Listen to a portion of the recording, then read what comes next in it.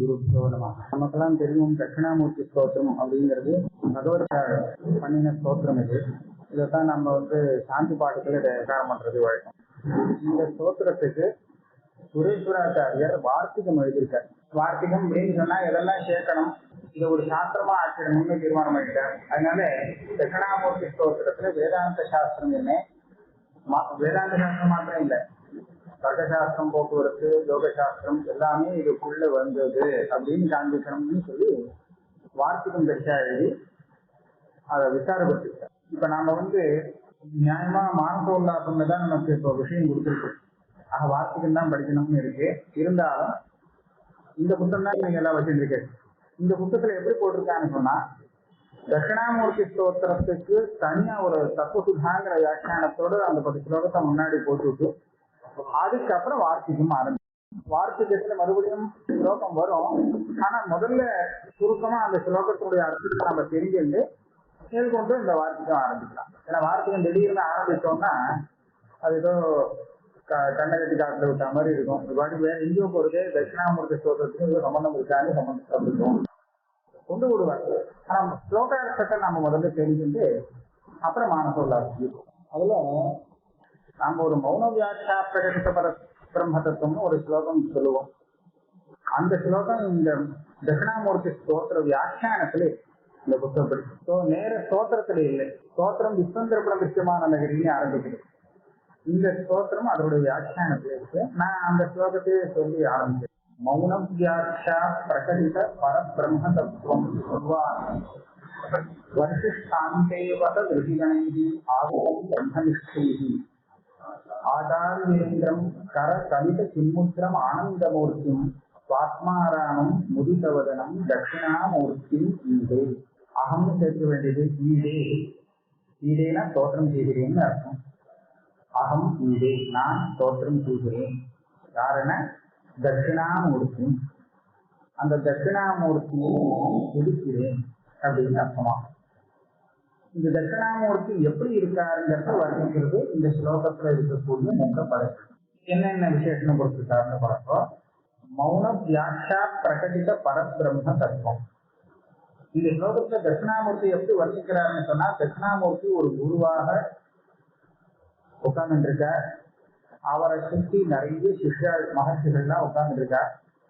இந்த சிஷ்யாளுக்கு பகவான் உபதேசம் பண்ணிட்டு இருக்கார். எப்படி சின்முத்திரையால அவர் பண்ணக்கூடிய வியாக்கியானம் என்னன்னு கேட்டா மௌனமே வியாக்கியானமாக இருக்கு. வியாக்கியானம்னு சொன்னா சப்தத்தை பிரயோகம் பண்ணி விசாரமா சொல்றதுன்னு பேரு.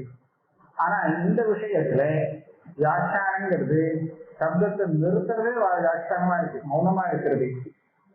அதனால மௌன வியாக்கியா மற்ற வியாக்கியானத்தை விட இது விசேஷமான வியாக்கியானம். மற்ற இடத்துல இது சூத்திர பாஷையிலே ஒரு இடத்துல உபநிஷத்துல வந்திருக்கு சொல்லியிருக்காரு. அந்த உபநிஷத்துக்கு நம்ம 10 உபநிஷத்துக்குள்ள வேற எங்கேயோ இருக்கு. அதாவது பாத்வகான்னு ஒருத்தர், அவர்கிட்ட ஒருத்தர் கேட்கிறார், இந்த மாதிரி எனக்கு ஆத்மாவை சொல்லி கொடுக்குறேன். அவர் கேட்டார், அவர் சும்மா இருந்தார். இன்னொரு தடவை கேட்டார், அவர் காதல வாங்கிக்கல போல இருக்கு அப்படின்னு நினைச்சிருக்கு. திருப்பி கேட்டா திருப்பி சும்மா இருந்தார். சம்ப திருப்பியே சதுர்த்தேவா உவாச்ச, 3-4 தடவை சொன்ன சரி ஒரு கேட்டுட்டே இருப்பார். பாவம், நம்ம வாங்கிட்டோங்கிறது ஒரு புரிஞ்சுக்கல அப்படின்னு சொல்லி அந்த குரு என்ன சொல்ற, பாஷ்கலினா பாத்வ பிருஷ்டா. பாஷ்கலிங்கிறவர் கேட்டாரா, பாத்வர் சொன்னாரா. நான் சொல்லிட்டு இருக்கேனே, நான் சொன்னது நீ புரிஞ்சுக்கலையே.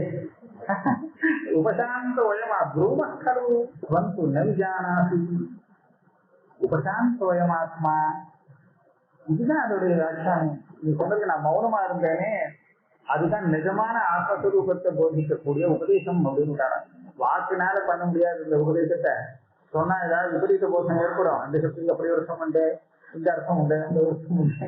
இதெல்லாம் மௌனமா இருக்கிறது சரியான உபதேசமாகும். நேத்தி சொல்றாரு.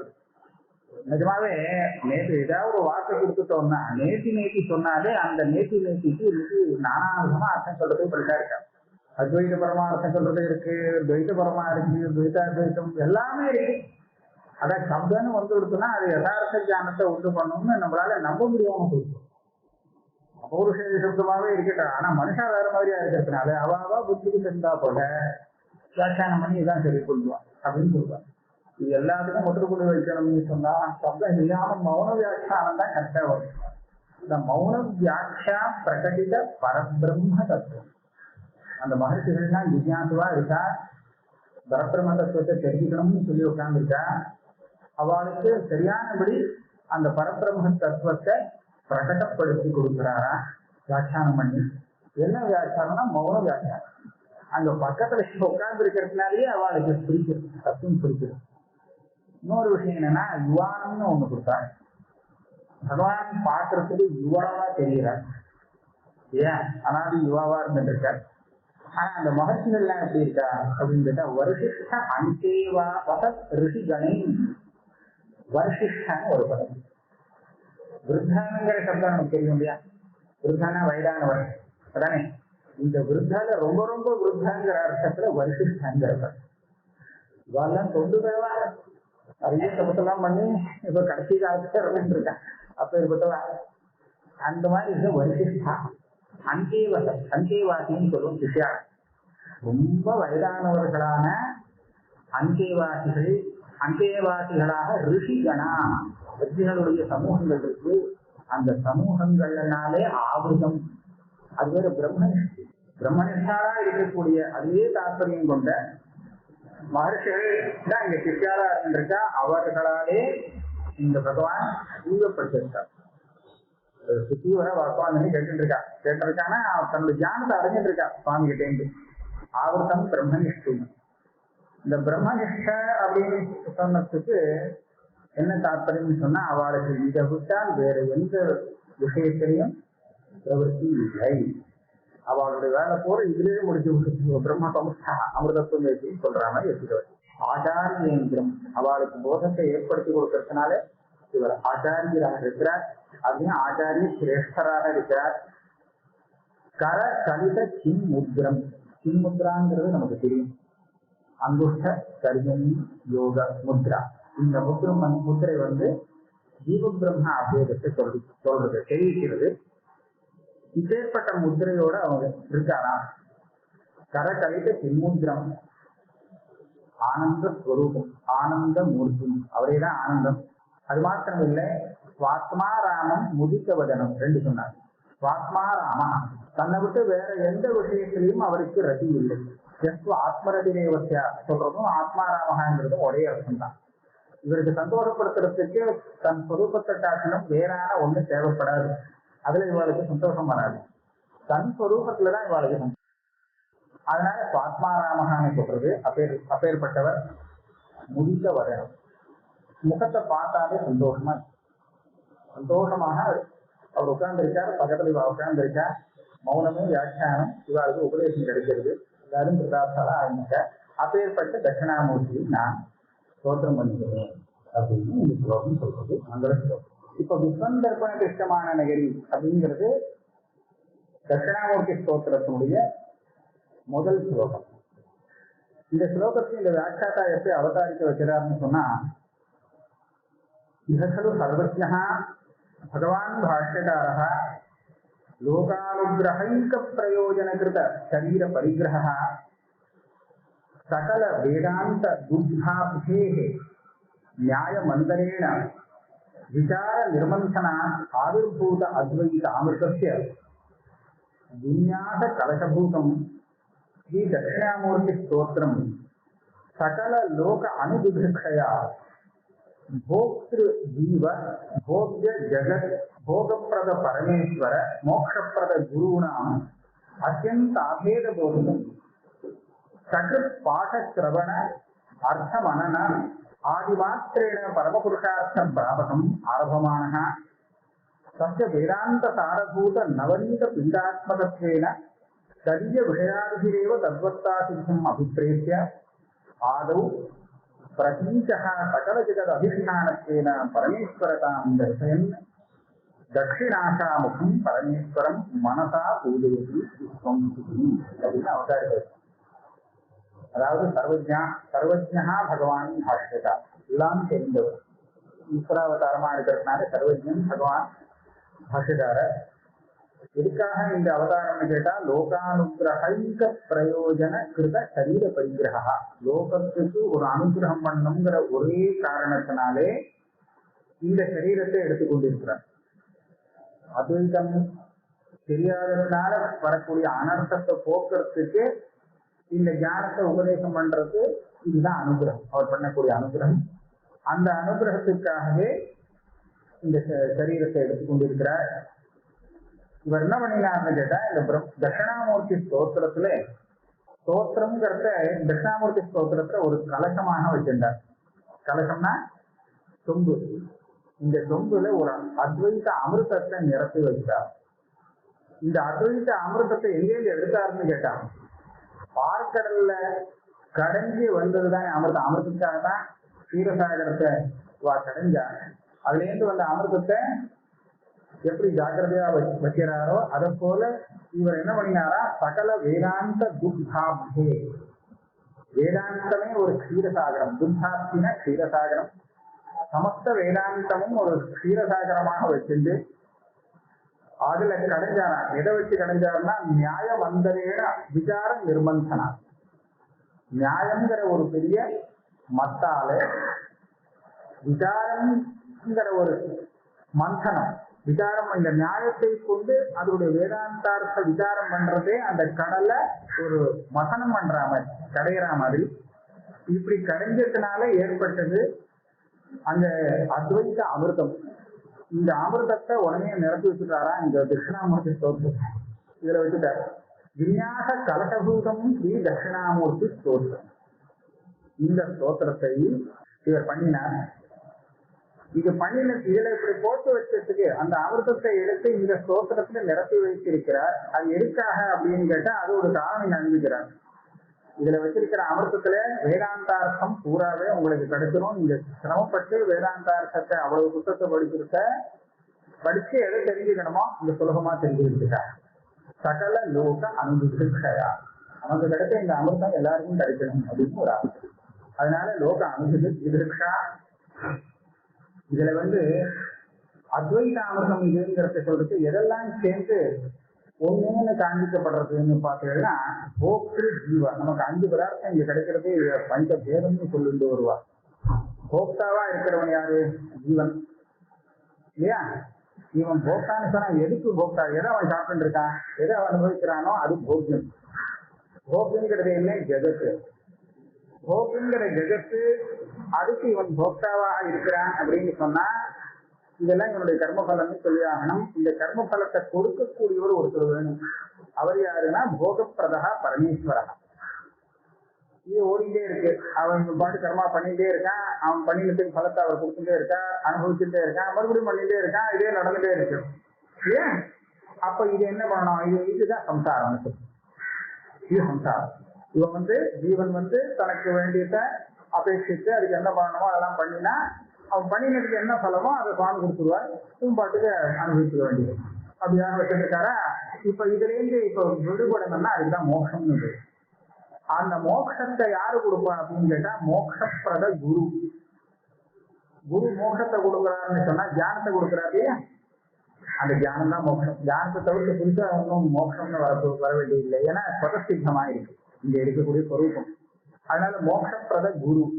இப்ப இந்த போக்தாவா இருக்கக்கூடிய ஜீவன், அவனுக்கு போக்கியமாக இருக்கக்கூடிய ஜெகத்து, இதற்கு காரணமா இருக்கக்கூடிய பரமேஸ்வரன், போகப்பிரதனா இருக்கிற பரமேஸ்வரன், இந்த சம்சாரத்திலேருந்து விடுபடணும்னு சொன்னா அதுக்கு வழியை காண்பிக்கக்கூடிய குரு, இவ எல்லாருமே ஒண்ணும். இதை தவிர்த்து வேற ஒண்ணுமே இல்லை. ஒரே வஸ்துவில இதெல்லாம் கல்பிக்கப்பட்டிருக்கு, இவ்வளவு சேதம் கல்பிக்கப்பட்டது அப்படின்னு சொல்றோம். அத்தியந்த அபேத போதம் இந்த தட்சிணாமூர்த்தி. எல்லாத்தையும் சேர்த்து பார்த்தா இது ஒண்ணுதான் அப்படின்னு வந்து சக்ரத் பாஷா. ஒரே ஒரு தடவை, சக்ரத்னா ஒரு தடவை, இது திருப்பி திருப்பி படிச்சாதான் வருங்கிறது இல்லை. ஒரே தடவை படித்து சிரவணம் மனனம் பண்ணினாலே பரம புருஷார்த்த பிராபகம் அப்படின்னு. பரம புருஷார்த்தத்தை அவனை அடைய வைக்கணும் அதிகாரியா இருக்கிறவனுக்கு. அப்பேற்பட்ட அந்த ஸ்தோத்திரத்தை ஆரம்பிக்கும் போது பிராரத்தமான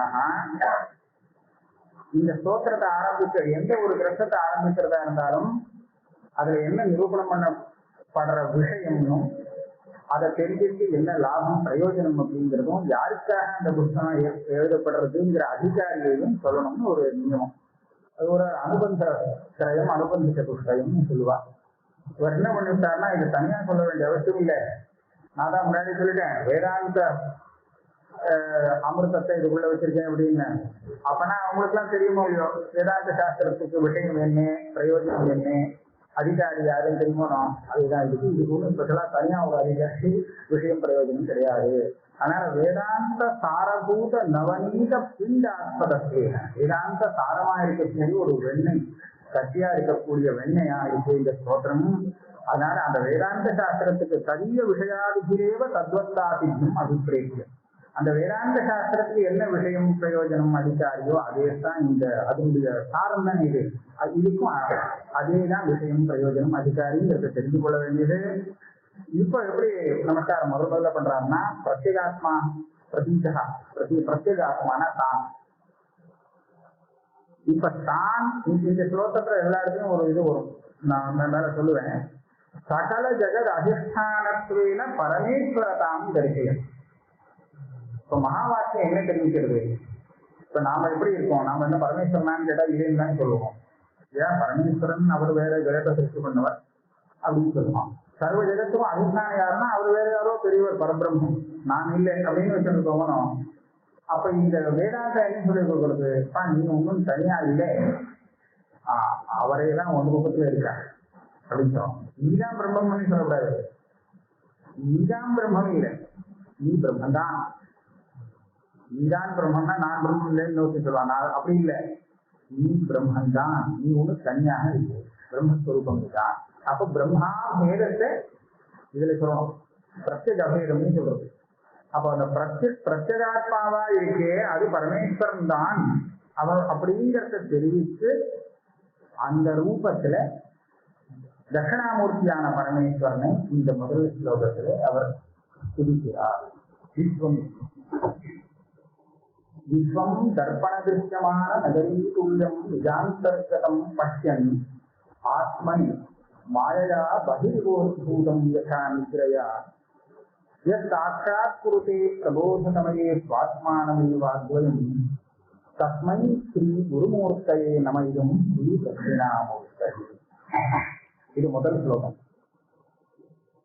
இங்க நாம ஒரு விஷயம் பார்க்கலாம், என்னெல்லாம் இங்க கிடைக்கிறதுங்கிற ஸ்லோகமா பார்த்துருவோம். இதம் நமஹ தஸ்மை தட்சிணாமூர்த்தயே இதம் நமஹ. அந்த தட்சிணாமூர்த்திக்கு இந்த நமஸ்காரம் ஆச்சாரியால் சொல்றார். எந்த தட்சிணாமூர்த்தி? ஸ்ரீ குருமூர்த்தயே. ஆச்சாரியாளுக்கு குரு யாரோ குரு மூர்த்தியில இருக்கக்கூடிய அந்த தட்சிணாமூர்த்திக்கு நமஸ்காரம். குரு ஸ்வரூபமாக, குருமூர்த்தியாக, குரு ஸ்வரூபமாக, குருவாக வந்து உபதேசம் பண்ணக்கூடிய அந்த தட்சிணாமூர்த்திக்கு நான் செய்யக்கூடிய இந்த நமஸ்காரம். அப்ப இதுல என்ன ஆச்சுன்னா குரு வடிவத்துல அந்த தட்சிணாமூர்த்தி தான் இருக்கார் அப்படிங்கிறது அப்படிங்கிறது சொல்றாரா. குருவும் தட்சிணாமூர்த்தியும் ஒண்ணு. இதுவரை நமக்கு ஒன்றும் பெரிய கஷ்டமா தெரியல. ஏன்னா நம்ம வந்து ஈஸ்வரஹா குருஹு அப்படின்னு அந்த புத்தி பட்சம் இருக்கோம். பெரிய குருன்னு சொன்னா அவர்கிட்ட நமக்கு ஒரு நல்ல மரியாதை இருக்கு. ஈஸ்வரன் எத்த தேவே பராபக்தி யதா தேவே ததா குரு. குரு கிட்டையும் ஈஸ்வரன் கிட்டையும் சமானமான ஒரு பக்தி வேணும்னு சொல்றதுனால இதுல நமக்கு ஒன்றும் பிரச்சனை தெரியல. இதுக்கு மேல பாருங்க, இந்த தட்சிணாமூர்த்தி பத்தி வேற மாதிரி சொல்றாரு. இவர் என்ன பாக்குறாரா? தர்ப்பண திருஷ்யமான நகரி துல்லியம் விஸ்வம் பஷ்யன். எங்க பாக்குறாரா? தன்னிடத்துல பாக்குறாரு. ஆத்மன் நிஜாந்தர்கதம் பஷ்யன். இவ்வளவு பெரிய பிரபஞ்சத்தை, அதாவது தர்ப்பண திருஷ்யமான நகரி துல்லியம்ங்கிறது இந்த ஒரு உபமானத்துக்கு நான் முதல்ல சொல்லிவிடுறேன். தர்ப்பணம்னா கண்ணாடி. கண்ணாடியில காணப்படும் நகரம். கண்ணாடியில என்ன நகரம் தெரியும்? பிரதிபிம்பம். வெளியில பெரிய நகரம் இருக்கு, நான் கண்ணாடியில இவ்வளவு வெளியில பாக்குறேங்க, இதை இப்படி கண்ணாடியிலையும் பார்க்கலாம். கண்ணாடியில அது பிரதிபலிக்கும், பிரதிபிம்பம் தெரியும். பிரதிபிம்பம் கண்ணாடியில தெரியுது. தெரியக்கூடிய அந்த நகரம்ங்கிறது உபமானம். அத போல இது யாரு பாக்குறா கண்ணாடியில விஸ்வத்தைனா நம்ம சாதாரணமா யாராவது ஜனங்கள் பார்க்கலாம். ஒரு பெரிய நகரத்தை கண்ணாடிக்குள்ள அவன் பார்க்கறான், பிரதிபிம்பமாக பார்க்கறான்னு வச்சுக்கலாம். பெரிய ஆகாசம் நம்ம கண்ணாடிக்குள்ள தெரியுது, இதெல்லாம் உதாரணம். அப்ப இத போல விஸ்வம் உலகத்தை பார்க்கிறானா இவன். எவன் பார்க்கிறானோ அந்த தட்சிணாமூர்த்திக்கு நமஸ்காரம் சொல்றான். குருமூர்த்தியை சொன்னாரு. அந்த குருமூர்த்தியில குருஸ்வரூபமா இருக்கக்கூடிய தட்சிணமூர்த்திக்கு இவரை பத்தி சொல்லும் போது இந்த ஆசாமி தான் அந்த மாதிரி பார்த்துட்டு இருக்காங்க. எப்படி பார்க்க தர்ப்பண திருஷ்யமான நகரி துல்லியம் பட்சம். இதுல இருந்து அவர் என்ன யோசிக்கிறார்? நீங்க பார்த்தீங்கன்னா கண்ணாடியில தெரியக்கூடிய அந்த பிரதிபிம்பம் இருக்கு, அந்த பிரதிபிம்பம் வாஸ்தவம் இல்லை. கண்ணாடியில இருக்கும்போது இல்ல, எனக்கு அவ்வளவுதான் வேணும். அது வெளியில இருக்கா இல்லையாங்கிறது விஷயம் இல்லை. நீங்க கேட்கலாம், கண்ணாடியில வேணா இல்லை, ஆனா வழியில இருக்கிறது தானே கண்ணாடியில தெரிகிறது அப்படின்னா. ஆனா எனக்கு அது விஷயம் இல்லை. எனக்கு எந்த அம்சத்துல வித்தியாசம் சொன்னா கண்ணாடியிலே தெரியக்கூடிய அந்த நகரம் இருக்கு, அது வாஸ்தவம் இல்லை. அதே மாதிரி இவன் எந்த உலகத்தை பார்க்கிறானோ, அவன் எங்க பார்க்கிறான்னு சொன்னா வெளியில பார்க்கிறான்னு நினைக்கிறோம். ஆனா வெளியில பார்க்கல, தன்னிடத்துல பார்த்துட்டு இருக்கான், தனக்குள்ள தன்னுடைய மனசுக்குள்ள பார்த்துட்டு இருக்கான். அப்படி பார்க்கக்கூடிய அந்த விஸ்வமும் அதே மாதிரி தான். அதாவது ஒண்ணும் இல்லை, கல்பிதம் அப்படி. அப்ப கண்ணாடியில தெரியக்கூடிய அந்த இது கல்பிதம்னு தெரிந்து கொடுக்கணும். எப்போ கல்பிதம்னு தெரியும் தெரியுமா? கண்ணாடியில தெரியக்கூடிய அந்த நகரம் நம்ம கண்ணாடியில பார்க்கிறோம்னு தெரிஞ்சதுன்னா அப்ப நம்ம ஏமாந்து போக மாட்டோம். கண்ணாடி தெரியாமல் பார்த்தோம்னா ஏமாந்து போடுவோம். இது கண்ணாடி தெரியாமல் அந்த பிரதிபிம்பத்தை பார்த்தா அது இருக்கு அப்படின்னு நிஜம்னு தோணி போடும், அப்ப ஏமாந்து போடும். ஆனா கண்ணாடி தெரிஞ்சு கொடுத்தோம்னா அதுக்கப்புறம் அது தெரிஞ்சாலும் ஏமாந்து போக மாட்டோம் இல்லையா? அந்த மாதிரி இவன் தன்னிடத்திலே இந்த விஸ்வத்தை பார்த்து கொண்டே இருந்தாலும் ஏமாறுவது. ஏன்? இது அவாஸ்தவம்னு தெரிஞ்சு இந்த தியானத்தினாலதான் இல்லைன்னா ஏமாந்து போவோம். இது அது போலங்கிறது தெரியாம இருந்ததுன்னா ஏமாந்துதான் போயிடலாம். நம்ம வாஸ்தவம்னு நினைச்சு அப்படி பார்க்கணும். விஸ்வம்னா உலகத்தை தர்ப்பண திருஷ்யமான நகரி துல்லியம் பண்ண. எங்க பார்க்கிறான்? தர்ப்பணத்துல நகரிய பார்க்கிறானே, இவன் விஜயாந்திரம் தனக்குள்ளேயே பார்க்கிறான். ஆனா அப்படி ஒன்றும் தெரியலையே. நான் இப்ப பார்க்கிறேனே, எனக்குள்ளேயா பார்த்துட்டு இருக்கேன் இந்த உலகத்தை, வெளியில தான் தெரியுது. நீங்க சொல்றது சரியா இல்லையேன்னு கேள்வி வரும். தர்ப்பணத்துல பார்க்கறது சரி, அங்க எனக்கு கண்ணாடிக்குள்ள தெரியுறதேன்னு எனக்கே தெரியும். ஆனா இங்க நான் பார்க்கக்கூடிய உலகமானது வெளியில தான் தெரியுது, வெளியில தான் பார்த்துட்டு இருக்கேன். நீங்க உள்ள பாக்குறேன்னு சொல்றதே எப்படி கேட்டாங்க. ஓஹோ, இது இன்னொரு பிரமேயம் சொல்றார். பகிர்வோத்பூதம் யசா நித்யா ஆத்மனி மாயையா பகிர்வ உத்பூதம் யசா நித்யா. தூங்குறாங்க, சொப்பனம் காண்றான். எந்த இடத்துல அவன் பெரிய உலகத்தை பார்க்கிறான், போறான் வரான், சகல விவகாரம் நடக்குது. இவன் சஞ்சாரம் தான் பண்றாங்க. எந்த இடத்துல போய் பண்றான்? சரீரத்துக்கு வெளியில போயிட்டு பண்றானோ? போக முடியாது, போறதுக்கு வழி இல்லை. வெளியில போயிட்டு வர்றதுக்கு வேண்டிய அவகாசம் இல்லை, ஒன்றும் செஞ்சுட்டு வராது. போனான்னா உள்ள நுழைய முடியாது. ஆகையாக இவனுக்கு தெரியுது. இவன் பார்க்கறது கூட இவன் மனசை விட்டு இடத்தை விட்டு நகரவே இல்லை. ஆனா சர்வ சஞ்சாரம் பண்ணிட்டு உலகம் போல பார்த்துட்டு பேசிட்டு விவகாரம் பண்ணிட்டு வரா மாதிரி ஒரு சொப்பனம் அப்படின்னு சொன்னா இது எப்படி தெரியுது? அந்த சொப்பனத்துல பார்க்கும்போது எப்படி நமக்கு அனுபவம்? இப்போ நம்ம பார்க்குற மாதிரிதான், வெளியெல்லாம் போறோமே வருவோமே அந்த மாதிரிதான் இல்லையா? அப்ப பகிர்வ வெளியில வந்தா மாதிரி, வெளியில இருக்கிற மாதிரி தெரிகிறது ஒரு சொப்பனம். தெரிகிறதே தவிர இருக்கோ வெளியில உள்ளதானே இருக்கு. அதனால அது பிரமை. அதே மாதிரிதான் நிஜாந்தரகமும் தன்னிடத்துல இருக்கக்கூடிய இந்த ஆரோக்கியமான வஸ்துவை வெளியில பார்க்கிற மாதிரி இவனுக்கு ஒரு பிரமை ஏற்படுறது. வாஸ்தவம் அப்படி இல்லை, இது வெளியே இல்லை. அந்த மாதிரி பிரம வரத்துக்கு காரணம் என்னன்னு கேட்டா, சொப்னத்துல அப்படி வரதுக்கு காரணம் நித்ரா. நித்ரையா நித்ரான் தான் தோஷம் இல்லையா? ஏன்னா சும்மா இருக்கிறது போய் நன்கு பார்த்துட்டே இருந்து இருக்கிற மாதிரி அந்த நன்கு பார்க்கறான். ஆனா நித்ராங்கிற தோஷத்தால பிரத்யட்சமாவே எல்லாம் நடக்கிற மாதிரி சொல்லி கொடுறது. அப்ப இங்க அதே மாதிரி என்ன இருக்கு? மாயையா, மாயையால அவனுக்கு அந்த மாதிரி தெரியுது. இப்ப இதெல்லாம் யாரையும் தெரிஞ்சு போச்சு, நம்மதான் இல்லையா? இந்த மாதிரி ஏமாந்து போயிட்டு இருக்கிறவன் இப்போ இவனே இந்த மாதிரி எல்லாம் பார்த்துட்டு இருக்கானே, உலகத்தை பார்த்துட்டு இருக்கானே, இவன் முழுச்சுட்டான்னு வச்சுக்கோங்க. இப்ப தூங்கிட்டு இருக்கான்ட்டார். மாயையா பார்த்துட்டு இருக்கிறது இவருடைய தூக்கம் தான். மாயைக்கு வசப்பட்டு உலகத்தை பார்த்துட்டு விவகாரம் பண்ணிட்டு இருக்காங்கன்னு கேட்டா அவன் முடிச்சுட்டு இருக்கானே இல்லைன்னு இருக்காரு. அவன் தூங்குறான்னு அர்த்தம். ஆனாது மாயையா சுப்தகா எதா ஜீவகா பிரபுலிகதே கௌரபாதர் சொல்றார். ஒரு மணி நாளா தூங்கிட்டு இருக்கான், இன்னும் முழிச்சுக்கல. எப்ப முழிச்சுக்கிறானோ அப்ப என்ன ஆகும்னா ஆஜம் அனித்திரம் அத்வைதம் புத்ததே அப்படின்னு சாட்சாத் குருதே பிரபோத சமயே சுவாத்மானமேவ அத்வைதம். புத்தியுமே ஒண்ணு கிடையாது. அத்வயமான ஆத்மஸ்வரூபத்தை விட்டா வேற ஒண்ணுமே இல்லையே விட்டுட்டாங்க. இந்த மாயிலேருந்து வெளியில வந்துட்டான்னு சொன்னா அப்புறம் அத்வைத ஆத்மஸ்வரூபமா இருக்கான், அது சாட்சாத்காரமா இருக்கான். அப்ப இந்த மாதிரி சாட்சாத்காரம் வர்றதுக்கு காரணமா இருக்கிறவர் குரு இல்லையா? அவர் உபதேசத்தினால வரணும். ஆனா இங்க எப்படி சொல்லிட்டா தெரியும்? யஹா அப்படின்னு பாருங்க, எவன் ஒரு தன்னிடத்திலேயே மாயையாலே உத்பவிக்கக்கூடிய ஒரு பிரபஞ்சத்தை கண்ணாடியை நகரத்தை பார்க்கிற மாதிரி வெளியில பார்த்துட்டு இருக்கானோ, சொப்பனத்துல பார்க்கிற மாதிரி பார்த்துட்டு இருக்கானோ, சரி அவன் தானே பார்க்கறான். அவன் அஜ்ஞானி. அவனே எப்போ பிரபோதத்தை அடைகிறானோ, அவனுக்கு விழுப்பு வந்து விடுறதோ, அப்ப எதை பார்க்கறான்னா அதெல்லாம் போயிடுறது. சுவாத்மானமேவ அத்வயம் பசியதி, இதை மாத்திரம் சாட்சாத்கரிக்கிறானோ அந்த தஸ்மை ஸ்ரீ குருமூர்த்தி. அந்த குரு தட்சிணாமூர்த்தி அவருக்கு நமஸ்காரம். நீங்க இந்த இடத்துல இந்த மூலமான இதை வச்சுக்கிறீங்கன்னா ஒரே குளரெல்லாம் இருக்கும். இவர் யாரை பத்தி சொல்ற?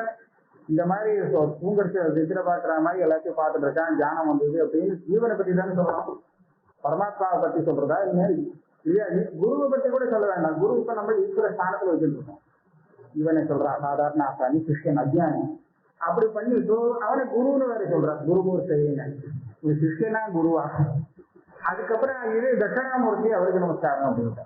இதைத்தான் வார்த்தைக்காரர் சொல்ற, ஈஸ்வரா குரு ஆத்மே மூர்த்தி பேத விபாக வியோமவத் வியாப்த தேகாய தட்சிணாமூர்த்தி. அப்ப ஆத்மான பிரத்யேகாத்மா, இந்த ஜீவாத்மாவா இருந்துருக்கான் பாருங்க, அவனும் சரி குரு இதை உபதேசம் பண்ற குருமூர்த்தியா இருக்கிறவனும், தத்துவத்தை உபதேசம் பண்ற குருமூர்த்தியா இருக்கிறவனும் தட்சிணாமூர்த்தியும் ஈஸ்வரன் இல்லையா அனுகிரகம் பண்ணக்கூடியவர். 3 ரூபத்துல ஒரே தத்துவம் இருக்குங்கிறத இந்த ஸ்லோகத்துல காண்பிச்சு. அதனால்தான் யஹா இந்த விஸ்வம் பற்றி, எவன் இந்த விஸ்வத்தை பார்த்துட்டு இருக்கானோ, தூங்கிட்டு இருக்கானோ, மாயையில மாட்டின்னு இருக்கானோ, அதுக்கப்புறம் தன் சொரூபத்தை தெரிஞ்சுட்ட உடனே உண்மை அவன் தெரிஞ்சுக்கிறானோ, அந்த குருமூர்த்தி அந்த தட்சிணாமூர்த்தின்னு எல்லாம் தான் அத்வைதத்தை தெரிவிச்சிருக்காங்க. தஸ்மை ஸ்ரீ குருமூர்த்தை நம இதம் ஸ்ரீ தட்சிணாமூர்த்தை. அப்ப ஒரு பெரிய வேதாந்த தத்துவம் இதுல வருதுங்கிறது நமக்கு புரிஞ்சு விடுறது. அதனால வார்த்தைக்காரருக்கு இடம் கிடைச்சு போச்சு. எப்படி இது வியாக்கியானம் பண்றோம், ஒரு வியாக்கியானம் பண்றதுக்கு விஷயம் வேணும். அதனால மானச உல்லாசம் அது வியாக்கியானம் வேண்டாமே, வெறும் ஸ்லோகம் போடணும். இப்ப என்ன சொல்ல, அடுத்த ஸ்லோகம் சாந்த நிவாங்குரோ ஜெகதிடம் பிரான் நிர்விகல்பம் புனः மாயாகல்பித தேச கால கலனா வைசித்ர சுத்ரீகிருதம் மாயாவீவ விஜிம்பயத்யபி மகாயோகீவ யஸ்வேச்சயா தஸ்மை ஸ்ரீ குருமூர்த்தயே நமயிதம் ஸ்ரீ தட்சிணாமூர்த்தி. இந்த கடைசி 4வது பாடம் ஒரு விஷய போகாது எல்லாருக்கும் குருஸ்வரூபமாக இருக்கக்கூடிய அந்த தட்சிணாமூர்த்திக்கு நமஸ்காரம். அவர் என்ன பண்றாருன்னா, முன்னாடி ஜீவாத்மாவா இருந்து எல்லாம் பண்ணி அவரே தான் இருந்தாருங்கிறத சொன்னா, இப்ப கொஞ்சம் வித்தியாசப்பட்ட ஒரு சின்ன அவதாரிக்கை வைக்கிறேன். இவ்வளவு பிரபஞ்சம் எங்க இருக்குன்னு கேட்டு சொன்னா ஆத்மனின்னு சொன்னார். ஆத்மன் மாயையா உத்பூதம் அப்படின்னு ஒண்ணு சொன்னேன். நீ தெரியாதா? இவ்வளவு பெரிய பிரபஞ்சத்துக்கு எங்க இவங்கிட்ட இடம் இருக்கு? ஆத்மாவில இருக்க முடியுமா? எங்கேயாவது? இவனும் சுண்டா இருக்கான். யாருக்கு? அஜ்ஞானியை சொல்றேன். இங்க ஈஸ்வரன் வச்சுக்காங்க. அங்க போட்டது அந்த அஜ்ஞானி பார்க்கறானே, அவன் தான் தன்னிடத்துல இருக்கிற பிரபஞ்சத்தை வழியில பாக்குறான் அப்படின்னு சொன்னா, தன்னிடத்துல இருக்கிறதுக்கே வழி இல்லை, இடமே போறாது அப்படின்னு ஒரு இது. இப்ப என்ன பண்றது? அதுக்காக இடம் அதுக்கு வேண்டிய ஒரு இதை சொல்லி ஆகும். அதுக்காக ஒரு திருஷ்டாந்தம் கொடுத்துட்டோம். ஈகத்தியாந்த நிவாங்குரகா ஜெகவிதம் பிரான் நிரூபிகம். பெரிய மரம் சாந்தோக்கிய உபநிஷத்துல தத்வித்யில இந்த திருஷ்டாந்தம் ஒண்ணு கொடுக்கிறது. பெரிய ஒரு மரம், நெக்ரோத ஆலமரம் இருக்கு, மகா விருட்சம். அந்த விருட்சத்திலேருந்து ஒரு பழத்தை எடுத்துட்டு வர சொல்றார். அதை உடை அப்படிங்கிறார் குரு. ஒட்டாச்சு என்ன இருக்குன்னா அது சின்ன சின்னதா, அதனுடைய வேற ரொம்ப சின்னதா இருக்கும். அதையும் உடச்சிரு ஏதாவது இருக்கா பார்ப்போம், உடச்சி சொல்றார். அது என்ன இருக்குன்னா அது ஒண்ணுமே தெரியல இருக்கிறதாகனு சொல்றார். குரு சொல்றா, எது உனக்கு தெரியலே அப்படின்னு சொல்லி ஒண்ணுமே இல்லைன்னு சொல்றியோ, அந்த தெரியாத அம்சம் இவ்வளவு பெரிய மரம் இருக்கிறதுக்கு காரணமாக. ஏகத்திய அணிமனகா ஏஷா மகான் நிரோதி. இந்த மாதிரி தெரியலையே நிகாலயத்தை, இங்க இருக்கிறத நீ தெரியலையே, தெரியலேன்னு சொல்றியே, அதுல இருந்து உண்டாயிருக்கு. இது அதுல இல்லைன்னு சொன்னா அதுல இருந்து வரவே வராது. அந்த பீஜம் தானே காரணம். பீஜத்துக்குள்ள எங்க இருக்கு மரம்? அது கொஞ்சம் உடச்சு பார்த்தா மரம் தெரிகிறதான்னு கேட்டா மரத்தை பார்க்க முடியாது உள்ள. ஆனா அதுக்குள்ள இருந்து அதுக்குள்ள இருக்குதுதான் வெளியே வந்தா. அங்க அந்த ரூபத்துல இருக்கும்போது அது பெரிய வியக்தம் இல்லை, அதுக்கு அவ்வியாக்கிருத்தம்னு பேரு. எப்ப தெரியக்கூடிய யோகியதையில வந்துடுறதோ அதுக்கப்புறம் அதுக்கு வியாக்கிருத்தம்னு பேரு. வியாக்கிருத்த நாமரூபம். இதனுடைய பூர்வாவஸ்தைக்கு அவ்வியாக்கிருத்த நாமரூபம் அப்படின்னு சொல்லுவாங்க. அப்ப பீஜத்துக்குள்ள அந்த அங்குரம் எப்படி இருக்கு? அங்குரம்னா பெரிய மரமே வச்சுங்களேன். இந்த மரம் அவ்வியாக்கிருத்த நாமரூப நிலையில இருந்துருக்கு. அந்த மாதிரி இங்க இருக்கலாம். அப்ப இதுல இருந்து நம்ம புரிஞ்சுக்கலாம், மாயா இருக்கக்கூடிய விஷயத்துல அது இத்தூண்டு பெருசுங்கிறதே விஷயம் இல்லை. சின்னதுல பெருசு இருக்கலாம், பெருசுல சின்னது இருக்கலாம், ஒன்றும் வித்தியாசமே இல்லை. இந்த அளவெல்லாம் பார்த்துட்டு மாயையில நீங்க ஒன்றும் கணக்கு பண்ண முடியாது. அதனால பீஜஸ்ய அந்தகா அங்குரகா யதா எப்படி இருக்கிறதோ அதை போல இதன் ஜெகத்து பார்க்கக்கூடிய இத்தனை பதார்த்தங்கள் எதெல்லாம் பார்க்கிறானோ முக்கியமா இருக்கக்கூடிய ஜெகத்து பிராக் நிர்விகல்பம்.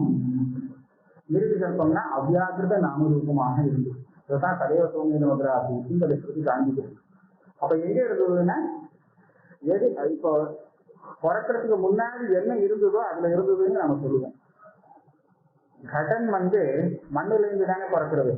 உதாரணம் அந்த மண்ணை வச்சு ஒரு பானையை நிர்மாணம் பண்ணும் போது இந்த பானையானது முன்னாடி மண்ணாத்தான் இருந்தது, அப்புறம் மண்ணிலிருந்து வந்தது அப்படின்னு சொல்றோம். எதை வச்சு சொல்றோம் தெரியுமோ? இது வரத்துக்கு முன்னாடி என்ன இருந்ததுன்னு தெரியுதுன்னா அப்போ அதுல இருந்து வந்ததுன்னு சொல்லணும்.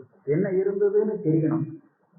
ஒருத்தனுக்கு பானை எப்படி வருதுன்னு தெரியலன்னா பானையை பார்த்து அவன் இந்த பானை என்னவா இருந்ததுன்னு சொல்ல முடியாது. பானை வரத்துக்கு முன்னாடி அந்த என்ன இருந்ததுங்கிறது தெரியலாமே. ஆனால் அப்ப அதுல இருந்துதான் பானை வந்ததுங்கிறது நம்ம தெரிஞ்சுக்கணும். அப்பதான் காரணம் தெரிஞ்சாதான் அதுல இருந்து காரியம் வருதுங்கிறது கண்டுபிடிக்கணும். விவகாரமும் அப்பதான் வரும். இப்ப இந்த ஜெகத்து உண்டாகிறதுக்கு முன்னாடி என்ன இருந்தது அப்படின்னு கேட்டாங்க, என்ன இருந்ததோ அதுல இருந்து இது வந்தது. அப்ப சுருக்கி சொல்லி கொடுக்கறது சத்து ஆத்மாதான் இருந்தது அப்படின்னு. அப்ப ஆத்மாவில இருந்துதான் இவ்வளவு ஜெகத்து வந்துருச்சுன்னா இது எங்க இருந்து வந்திருக்குன்னா ஆத்மாவில இருந்து தான் வந்தாகணும். ஆத்மாதான் ஒண்ணு இருந்தது, அதுக்கப்புறம் ஜெகத்தெல்லாம் வந்தது. அப்படின்னா இந்த ஜெகத்து வரத்துக்கு முன்னாடி எங்க இருந்ததுன்னு கேட்டா அங்கதான் இருந்தது. மரம் பிறக்கிறதுக்கு முன்னாடி இருந்தது, விதைதான் இருந்தது. அப்புறம் தான் இந்த மரம் வந்தது. அப்ப இந்த மரம் வரதுக்கு முன்னாடி எங்க இருந்ததுன்னா விதையா இருந்தது அப்படின்னா சொல்லலாம். விதையிலேருந்து வந்தது என்னன்னு சொல்லலாம். அதே மாதிரி இந்த பிரபஞ்சம் தோன்ற எப்படி உலகம் வரத்துக்கு முன்னாடி என்னவா இருந்ததுன்னு சொன்னா அது என்னவா இருந்தது? ஆத்மாவா இருந்தது, அதுல இருந்து வந்தது. அதனால பிராணம் நிர்விகல்பம். இந்த ஜெகத்துங்கிற ஸ்வரூபத்துல அது இருக்கல, ஆத்மாங்கிற ஸ்வரூபத்துல இருந்தது. அதை நிர்விகல்ப அவஸ்தைன்னு சொல்லிட்ட. அதுக்கப்புறம் என்ன ஆச்சுன்னு கேட்டா மாயா கல்பித தேச கால கலனா வைசித்திர சித்திரீகிருதம். இதெல்லாம் விதியாந்தம். இப்பேற்பட்ட ஜெகத்தை விரும்பலை உண்டாக்குறாங்க, சிருஷ்டி பண்றாங்க. முதல்ல ஜீவாத்மா ஆரம்பிச்சார்ல, இப்ப ஈஸ்வராத்மா. இப்படி இருக்கக்கூடிய ஜெகத்தை இந்த தேசத்திலே இந்த காலத்திலே இந்த உலகத்துல இருக்கக்கூடிய இந்த பதார்த்தம் உண்டாகணும், இது இந்த காரியத்தை பண்ணணும், அதுவும் இந்த ஜீவனுக்கு இந்த காரியம் இதனால நடக்கணும் அப்படிங்கிறது எல்லாம் ஒரு சர்வஜனான ஈஸ்வரன் தெரிஞ்சு வச்சிருக்கான். அதுவும் அந்த கர்ம பலத்தை கொடுக்கணும்னு எப்ப கொடுக்கணும், எப்படி கொடுக்கணும், போக்குவரத்து எல்லாமே தெரிஞ்சு வச்சுட்டு இருக்கான். அதனால சர்வீஸ் அவன் எப்படி வச்சுட்டு இருக்கானோ அதே மாதிரி பண்ணி காமிச்சுடுறான். அது சரி, இந்த காலம் அந்த காலம் இந்த தேசம், அதெல்லாம் இந்த தேசமாவது காலமாவது அத்வைதத்திலேருந்து கேட்டான். மாயா கல்பித மாயைன்னு ஒண்ணு வந்து சொன்னா இது போறோம், அவனுக்கு எல்லாத்துக்கும் இது ஒண்ணு போறோம். ஆக அந்த மாயையாலே கல்பிக்கப்பட்ட ஒரு தேசம் ஒரு காலம் இதெல்லாம் கலனான கணக்கு பண்ணி எந்த காரியத்தை எந்த வைச்சித்திரியத்தோட உண்டாக்கணுமோ அந்த வைச்சித்திரியத்தோட உண்டாக்குறாங்க. எத்தனை பதார்த்தம் இருக்கு, ஒன்ன போல இன்னொன்னு இல்லை, எல்லாம் வித்தியாசப்படுத்தி இருக்கு இல்லையா, அந்த வித்தியாசப்படுத்துறதுக்கு எல்லாம் தெரிஞ்சு வித்தியாசப்படுத்துறாரா சுவாமி. அதனால வைச்சித்திர சித்திரீகிருத்தம் ஜகத்து, இப்பேற்பட்ட இந்த ஜகத்தை விஜிரும்பயதி காண்பிக்கிறார், சிருஷ்டி பண்ணி காண்பிக்கிறார். எப்படி ஒரு சிருஷ்டி பண்றாருங்கிறதுக்கு ஒரு திருஷ்டாந்தம் கொடுக்கிறார். மாயாவீவன்னு ஒரு திருஷ்டாந்தம், மகாயோகீவன்னு இன்னும். மாயாவி என்ன பண்றான், நமக்கு மாயாலே என்னெல்லாமோ பண்ணி காமிக்கிறான், அந்த சிருஷ்டி பண்ணி காமிக்கிறான். இதெல்லாம் சிருஷ்டி எப்படி பண்ணினேன், எதை வச்சு பண்ணினேன்னு சொன்னா நமக்கு பிரசித்தமான காரணம்லாம் ஒண்ணும் கிடைக்காது. ஒரு கஜத்தை காண்பிக்கிறான், ஒரு யானை காமிச்சு விட்டான் மாயாவி அப்படின்னு சொன்னா, சாதாரணமா ஒரு யானை உண்டாகணும்னு சொன்னா அது நிறைய காலம் வேணும், அதுக்கு வேண்டிய காரணங்கள்லாம் வேணும். அப்படி இல்லாத திடீர்னு எங்கே யானை கொண்டு வருது, ஆனா இவன் கொண்டு வந்துருவான். அப்போ லோக பிரசித்தமான ஒரு சாமியை வச்சு அவன் உண்டாக்குறது இல்லை, மாயையால உண்டாக்குறானோ இல்லையோ. அதே மாதிரிதான் லோக பிரசித்தமான உபகரணங்கள்லாம் இல்லாமலே இவர் சிருஷ்டி பண்ணக்கூடாது. பரமேஸ்வரன் மாயங்கிறது ஒண்ணு வச்சு, மாயான்னு பிரசித்தி வித்யா மாயினு பண்ணிருக்கோம். இதெல்லாம் பிரம்மசூத்திரத்துல நிறைய இவருக்கு வந்து சிருஷ்டி பண்றதுக்கு தேவையான உபகரணங்கள்லாம் இல்லையே, இவரால் எப்படி சிருஷ்டி பண்ண முடியும் அப்படின்னு ஒரு பட்சத்தை கிளப்பி, அதெல்லாம் எல்லாருக்கும் தேவைப்படாது, நமக்கெல்லாம் தேவைப்படும், அதெல்லாம் பெரியவா வாழ்க்கெல்லாம் தேவைப்படாது அப்படின்னு சொல்றது. தேவாதிகளுக்கு எல்லாம் சிருஷ்டி பண்றதுக்கு தேவைப்படாது, மாயாவிக்கு வேண்டியதில்லை, ஈஸ்வரன் பெரிய மாயாவி எல்லாம் சிருஷ்டி பண்ணி கொடுத்துருவா அப்படின்றார். மாயாவீவ விரும்பயதி ஜெகத் விரும்பயதி மகாயோகி. மகா யோக பிரபாவத்தினால அவளுக்கு என்ன சத்திய சங்கல்பத்தும் வரும், நினைச்ச மாத்திரத்துல சிருஷ்டி ஆயிடும். அதனால அவளையும் திருஷ்டாந்தமா கொடுக்கலாம் ஈஸ்வரனுக்கு. அதனால யோகீவ யஹா ஸ்வேச்சயா விரும்பயதி இச்சையா விரும்பயதி, அதாவது மகா பிரயாசம் பண்ணி கஷ்டப்பட்டு இதெல்லாம் பண்ணி நிர்வாணம் பண்ணி கொடுத்தாருங்கிறதே இல்லை, இச்சையா நினைச்ச மாத்திரத்துல சிருஷ்டி ஆயிடும். சங்கல்ப மாத்திரேன அதாவது சோகாமியத்தை அப்படி சங்கல்பம் பண்ணாரா வரணும் அப்படின்னாரா சாதாரண அதே வந்துடுது, விஷயமே வந்துடும். நமக்கெல்லாம் சங்கல்பம் பண்ணினா உடனே வராது, அதுக்கப்புறம் மகா பிரயாசம் பண்ணனா அதுக்கப்புறம் விஷயத்தை சித்திக்கும். சத்திய சங்கல்பா நினைச்ச மாத்திரத்துல சுத்தமாகுது. இப்ப யார் உண்டாக்குற, பரமேஸ்வரா ஏன் ஜெகத்ரஷ்டா. அதுதான் இந்த குருமூர்த்தின்னு தட்சிணாமூர்த்தியும் அவனுதான். தஸ்மை ஸ்ரீ குருமூர்த்தை நமவிதம் ஸ்ரீ தட்சிணாமூர்த்தை.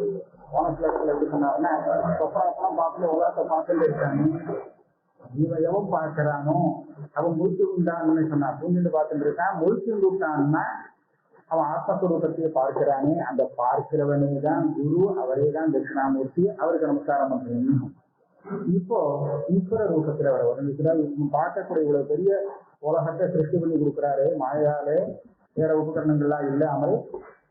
அப்படி இருக்கக்கூடிய குரு ஸ்வரூபத்துல உள்ள அந்த தட்சிணாமூர்த்திக்கு நமஸ்காரம். இது ரெண்டாவது. சரி, இது இந்த ரெண்டோட மாயாவி அந்த மாயையை தனக்கு வசமா வச்சிருந்து அது மூலமாக சிருஷ்டி பண்றான். மகாயோகிங்கிற இடத்துல மாயை அவர் உபயோகப்படுத்தணுங்கிறது இல்லை, சங்கல்ப மாத்திரம். எனக்கு அந்த பிரம்மலோகத்துல போனவாளுக்கு பிராமலோகிக்கு ஐஸ்வர்யத்தை சொல்ற இடத்துல சங்கல்ப மாத்திரத்தினால நினைச்சது அந்த வசுவை வந்து விடுறது. இந்த சாந்தோக்கியம் அஷ்டமாத்தியாயத்துல தகர வித்தியில சொல்ற இடத்துல சங்கல்பாதேவாக்கு இதர சமுத்திரம், அப்பாக்கள் எல்லாரையும் பார்க்கணும் அப்படின்னு மனசுல ஒரு சங்கல்பம் இருக்கு. அப்பாக்கள் பகுவச்சனம் கொடுக்கல, எத்தனையோ ஜென்மா எல்லா ஜென்மாலும் ஒரு அப்பாலும் அத்தனை பேரையும் நான் ஒரே சமயத்துல பார்க்கணும் அப்படின்னு ஒரு ஆசை வந்துருக்குன்னு சொன்னா, ஆசை வந்தா உடனே வந்துருமா அங்கேயே வந்துடுது, அத்தனையும் வந்துடுது. இதுக்கு மேல ஒருத்தரையாக ஒரு இடத்துக்கு போய் பார்க்கணும் இல்லை, பித்திரு லோகம் ஒரு பித்திரு சமூகம் அங்க எழுத்தாப்புல வந்துருமா. அது பிரம்மசூத்திரத்துல விசார வேரம் பண்றார். அவன் வந்து சங்கல்பம் பண்ணிட்டு வேற ஏதாவது மந்திரஜமா ஏதாவது பண்ணணுமா, வேலை பண்ணணுமா, இல்ல சங்கல்பம் மாத்திர போறோமா, சங்கல்பா தீபம் வச்சுட்டு போயிட்டு ஒண்ணுமே பண்ணணும்னா சங்கல்பம் பண்ணாலே ஒன்று கொஞ்சம் அது வேற சொல்லியிருக்கேன். அதனால யோகியுடைய ஸ்வரூபம் மாயாவியை விட கொஞ்சம் எஃபெக்டிவ். நமக்கு மாயாவி கொஞ்சம் லோக பிரதிஷ்டம் எப்படி வித்தியை எல்லாம் காமிக்கிறானே இந்திரஜால வித்தியை, அவனை யோகின்னு சொல்ல முடியாது சாதாரண இல்லையா. மகா யோகினா சங்கல்பத்துல அவருக்கு வசித்துவம் இருக்கும்.